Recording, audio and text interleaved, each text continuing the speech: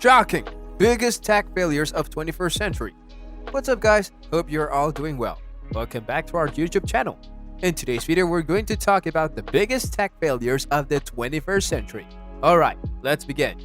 Google Glass. These motion and voice-controlled Android-powered glasses were manufactured to process as a kind of hands-free smartphone, giving access to the internet, maps, calendar, camera, and many more things. Google established Google Glass as a high-end piece of tech with its incredible price of $1,500, which was quite more expensive than the original iPhone at the time. However, the Google Glass makers and creators never revealed the reason why the Google Glass would be worth purchasing. There was never any open statement on the purpose of Google Glass and why it would be a step above the smartphone. Because of its practical ambiguity, Google Glass sales were disappointing and it kind of just fell off the radar. The Pulse. The Pulse is a smartwatch with its own SIM. It doesn't need to be connected to a smartphone to work, given that it was built to act as its own smartphone. The Pulse tiny screen makes it tough to do things that would be easy on a smartphone. The Pulse was generally designed to assume and track your mood on completely how your voice sounds. However, this mood tag isn't a watertight system and doesn't often work. Many criticize the Pulse mood identification options for its uselessness, and it's safe to say that this entire project looked a little gimmicky, and Pulse ended up being a total failure. The Juicero. The Juicero is almost an internet meme at this point, hailed as one of the crazy creations of this decade. The Juicero, unlike traditional juicers, uses pouches of pre-cut, pre-juiced fruits and vegetables that you clearly place into the Juicero for it to squeeze out into a glass for you. MoviePass. The MoviePass saga was an online roller coaster when people watched Crashing.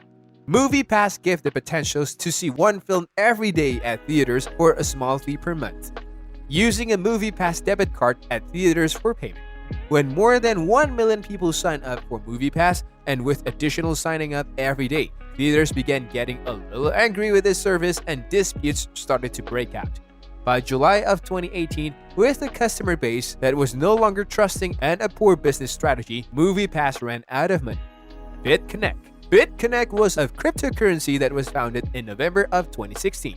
BitConnect was useless in its growth, with the value of one coin skyrocketing. However, as with all Ponzi schemes, everything came crashing down. In 2018, BitConnect's creators sold their shares, decreasing the value of BitConnect's coins at the same time. With this incident, investors lost $250 million. BitConnect now stands as a primary example why you should be careful when investing in cryptocurrency. Quibi. Quibi was a streaming service aimed at smartphone users. The app would provide both scripted and non-scripted videos for viewers, which were pretty short in length, with a normal runtime of around 7 minutes.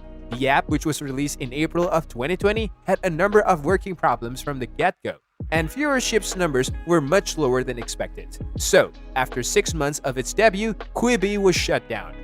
The Amazon Fire Phone. The Amazon Fire Phone was a thrilling speculation when it was announced in June 2014. However, the Fire Phone had a lot to live up to, and the burden was on to make a completely impressive piece of technology. The phone was criticized for its functions and features, as well as the fact that it didn't allow the use of as many apps as Android and iOS would. Google+.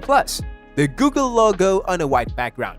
Google isn't an outsider to diet startups. In 2011, it launched Google+, which was a social media network. Google Plus failed because Google didn't realize the users' needs enough to make this social media network worth it. Google Plus was planned for users to share everything, but users didn't prefer that. It was also tough for people to connect with each other through different platforms on Google Plus, making it a non-starter. Google Plus earned disappointing user numbers and it was shut down in April of 2019. Windows 8. The Windows 8 launch was a great experimental phase for Windows, which clearly didn't go down as well as the creators would have liked. The major reasons for this was its user interface. The Windows creators decided to remove its start button, and also the interface with a number of different colored widgets and buttons.